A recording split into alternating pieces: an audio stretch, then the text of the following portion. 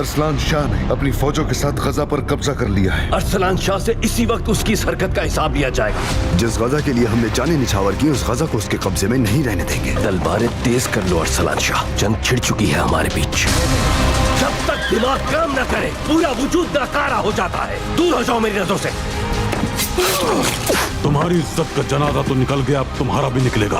मैंने तो ऐसा इंतजाम किया है कि कल गजा भी आ जाएगा और सरदार भी हमारे पास रहेंगे। तुम तो आग से खेल रहे हो।